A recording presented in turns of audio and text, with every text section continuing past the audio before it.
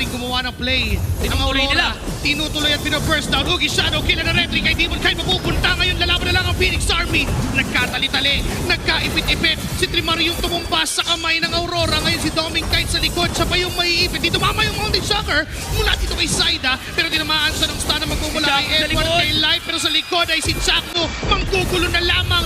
Papapatay pa sa Demon Kite. No sir, at buhay. Buhay din naman si Chakno. Pero dun sa kabilang likod, si Yue Lancy. ang nakakuha ng kill against kay Lancy ngayon lamang.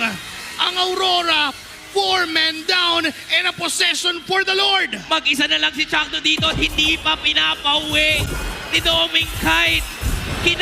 Aabot pa sila o magdiningning na ang liwanag ng Aurora. Buhay si Zaida, buhay si Ben, buhay si Lancy in 2 seconds. Pero kumpleto ang Aurora na kumakatok sa base mismo ng TNC. Ngayon si Tremar ang sinunod, kakabuhay lang niya rin papatayin ulit.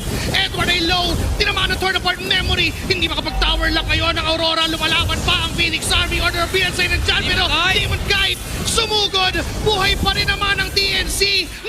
Yung purple buff, mamaya na. Yung purple buff mo, Yue. Uy, magmamadali yata dito ang Aurora. Gamit na ng Mountain Shock. Hindi Okay. makakalapit. Hinaharangan lang ni Light ang mga members dito ng TNC. Libre yung objective na yon para sa Aurora. Tumama yung Mountain Shock. Pero Edward goes in para kunin ang buhay ni Zaida, Trimar at Chakno. Double kill for Demon Kite. Benny, makakatakas pa naman. Pero mukhang si Lancy ay mamamatay na rin. It's a triple for the Smiling Demon plus the possession for the Lord. Benny Cutie na lang ang mag-isang dedepensa sa apoy ng Phoenix Army.